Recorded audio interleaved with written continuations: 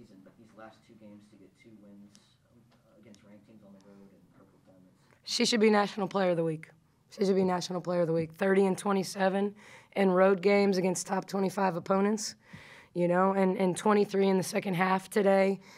She also had 4 assists in the second half, and we probably missed a couple that should have been assists. So I thought she was phenomenal playing downhill, you know, and especially basically playing the whole way, 2 games in a row. But she's growing up. She's growing up. I said it at Oklahoma, you know, that she wasn't even Robin last year for us. And so to be Batman, it's a big jump. And, you know, she's starting to see kind of the fruits of the labor. Like, she was trying. You know, she was trying against Michigan. She was trying against Maryland. But what she doesn't understand sometimes, and she's starting to understand, is that she can balance shooting the step back with putting downhill pressure, drawing fouls, getting to the rim, and finishing. And I think early in the season, she just wanted to shoot step backs. And now I think her drives can then set up her step back. So just really proud of her. I mean, even down to, we just didn't take possessions off. We didn't take possessions off tonight. And her rundown block of Holly on that steal on the sideline was as good as any play we had tonight. And maybe that wouldn't have given them life, but I can tell you we had a 7-0 run to win the game in here last year where we pulled victory out of, you know, despair. And so, you know, you're just nervous until that buzzer goes off. What were your points of emphasis when you were going into this game, and how do you assess the way you executed them? Yeah, we executed at a high level. We knew we needed to play downhill against them. I actually thought Oklahoma State, even though they didn't win the game, their guards did a really good job of getting paint touches. You know, so offensively it was playing downhill. They're actually a really good ice team, and so we wanted to play in as many step-ups as we could, as many flat ball screens so they couldn't ice us. And so I thought we did that well. We started to center the ball in the middle a little bit more to give us options. Defensively, it was one shot. You know, this team is ranked 7th in the country in rebounding, and we're not. And so, you know, for us to win the rebounding battle by 14 tonight just kind of shows, you know, how tough we were, how much we took, you know, the box out part of it and pursuing the ball. You know, when you look at Kansas, as good as they've been offensively and defensively, they don't assist on a high percentage of their baskets, you know. And they forced us to play to a lot of, you know, downhill individual stuff as well. Where we're first in the league in assisted baskets. We want to attack, find open people, make the extra pass. They're really a downhill team, offensive rebounds, stuff around the rim. And so we just wanted them to score over us. And for the most part, we did that. We probably fouled a little bit too much, and not necessarily in total number, but, you know, kind of the fouls that you don't want, 84 feet from the basket, 40 feet from the basket. But I thought for the most part it was give them one shot, take care of the basketball, which we did in the second half, and play downhill. Those were our biggest keys. You said give them one shot, but you only gave Jackson 4 shots the whole game. Yeah. That's the fewest she's had this year. Yeah, that's Caitlin. I mean, Caitlin had her the majority of time because even though Caitlin got in foul trouble, Jackson got in foul trouble right after, you know, next possession. So we only had to battle one of our freshmen against her for 2 or 3 possessions. And Caitlin just does a good job of using her lower body strength.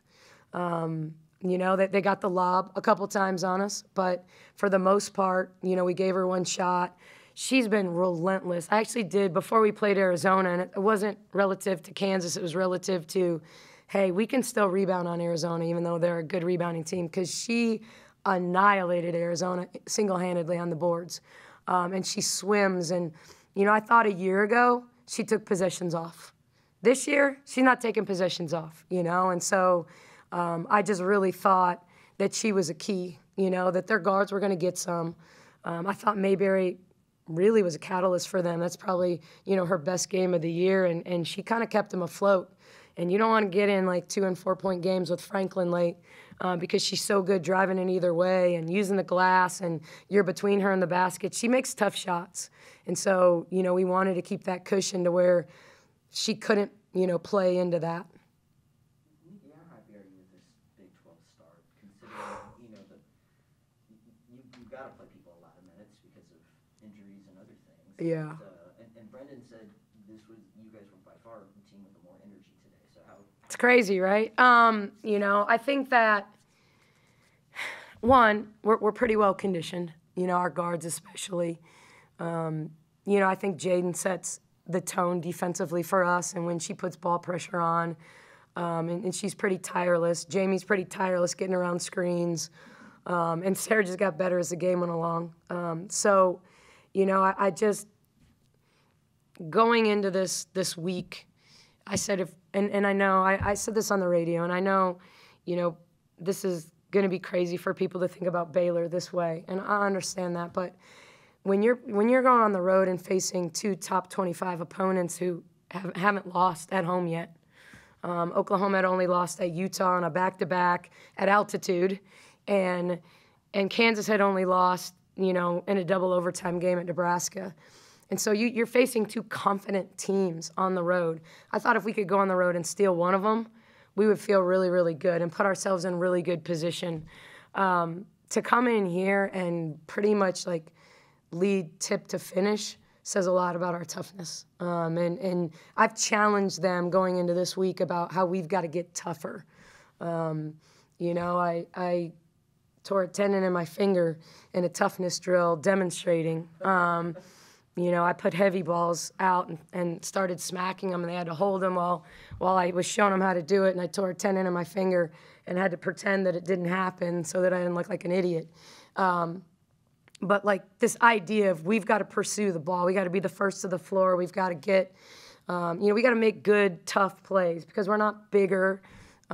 We are faster than a lot of the teams we play, and so we got to use our speed, you know, and I just felt like we consistently played faster than them, and when we decided to play downhill, we looked really good. And honestly, that's probably the best. The second half execution out of timeouts, I mean, we dialed up some really good stuff coming out of the halftime. All of our timeouts, I think we scored on every ATO.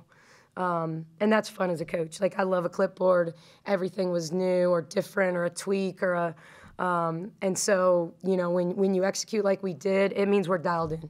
It means we're really paying attention to what we're supposed to do walking out.